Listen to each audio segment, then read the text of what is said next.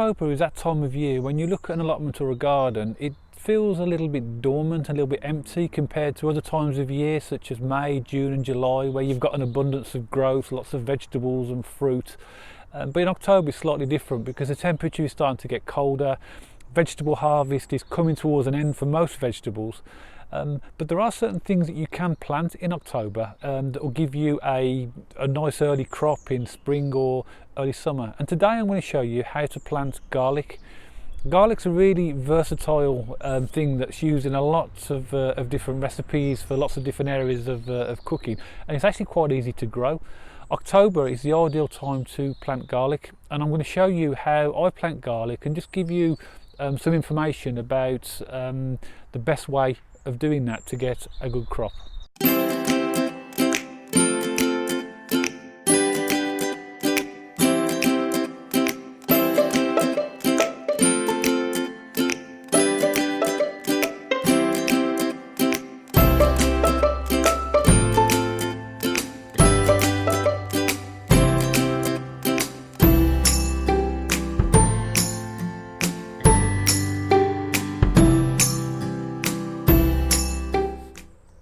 So at this time of year, as well as being able to plant garlic, there are some other things that you might think about planting as well. We are currently today on the 17th of October, so sort of middle of October in the UK. The weather today is a lovely, gorgeous day today. A little bit cool, but nice sunshine, no rain, so it's a perfect day for planting. And so what I'm going to plant today are some onion sets, which you can see just to the left of the video. These are just bought from a local store. The first variety is a mixture of different onions, and the second variety is red onions. Onion sets at this time of year are absolutely perfect, and they're very easy to plant. Then we've got garlic. There are two different types of garlic that you could buy. There is soft neck and hard neck, and there's a sort of a difference of opinion on which one to actually grow. These ones here are soft necked, and if you read about garlic, they'll say that soft necked is probably easier to grow than hard neck, and it will store longer. But people will say that the hard neck varieties produce the more intense and stronger flavours. So for me, I'm just going to, I don't really sort of have regard whether it's going to be soft neck or hard neck. I'm just going to plant what I've actually got there. And the other thing that I've got there are broad beans, and these are broad beans that I took from my own plants this year. So these broad beans can be planted at this time of year. This is a variety called Bunyard Exhibition, and I did a video on broad beans a little bit earlier this year to show you how to plant them. So there's quite a lot of different things that you could think about planting at this time of year. The area that I'm going to plant the garlic in is this bed here, and prior to recording this, I gave this a very brief dig over. The bed looked like this before I dug it, and this is where I had my potatoes last year. So all I've done is turned over the ground with a fork and then just raked it over gently.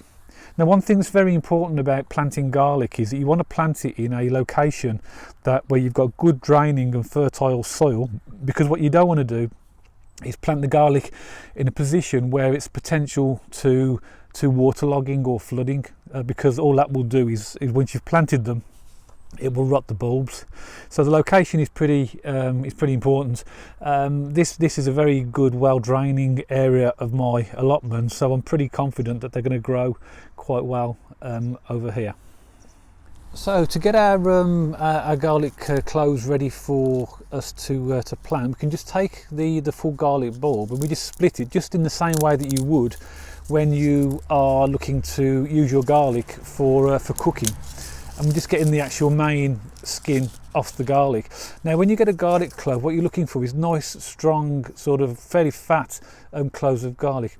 This bottom bit of the garlic is actually called the basal plate, and that's where your roots are going to grow. So when we're planting the garlic, you'll see in a minute, we will actually plant it this way up so that the basal plate is actually on the bottom and the pointed bit is at the top. So when I put them in the ground, I'll show you what depth they should be. What you want to do is make sure that you don't use small thin parts, because you're going to get a sort of garlic bulbs, because you will get a better harvest of garlic if you're using sort of bigger bulbs like this. So that's the way we will separate it, just in the same way you would when you're cooking. So in order to plant the garlic, as you can see, I've just set out a row of garlic here. Depending on what you read, it will tell you that you need to put them between 1.5 to 2 feet apart. I've always done them roughly about a foot apart, and they've always worked. So to actually put the garlic in, it's very simple. Make sure you've got it the right way up so that you've got the basil plate at the bottom. Put your finger into the soil and make it quite wide. You can use a dibber if you would prefer, and you want the garlic about 2 garlic the size of the garlic twice down. So you don't want, these are not like onion sets where you would just push them in through the surface and almost have the top literally just below the surface. These need to go a little bit deeper. So I would say about sort of twice the length of the garlic, which is about here. So you want them down to about that depth. So they want to be pushing and make sure you've got them the right way up so that the pointy bit is at the top. Push them in and then cover them over. What you can do, and I don't need to do it here because the soil is perfectly draining, it's in really good condition. What you can do when you plant your garlic is to make your hole, and what you can do is you can fill the hole with some multi-purpose compost. Not fill it, but put the bottom of the compost, put the compost in the bottom of the hole, and then put your garlic clove in, and then push that down so it's about that depth, and then cover it over. But as I said, I would normally do that for maybe certain parts of the allotment, but not for here, because the ground here in this bed is exceptionally fertile. It's very well draining, so I don't actually need to do it. And that's as simple as it is. What we'll do then is water those in. They take very little maintenance, garlic. The only thing you might need to do is make sure you weed around them, but don't use a hoe. You'll need to pick the weeds out with your hands, because if you hoe around the garlic, you could end up hoeing into the actual garlic bulb and start disturbing them. And it's as simple as that. These will, you won't really start to see these until probably in abundance until springtime. So they will appear to be dormant for a while, but the fact that you're planting them now allows them to experience that cold temperature, which is going to make them bulb up.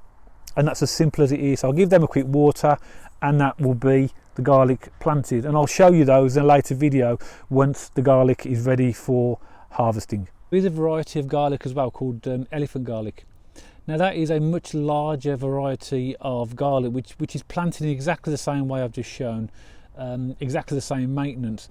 That will produce very large bulbs of garlic, but the difference with elephant garlic is that it is very mild compared to these other types of garlic. So if you like a very mild type of garlic and you want very large bulbs, then perhaps elephant garlic might be your garlic of choice.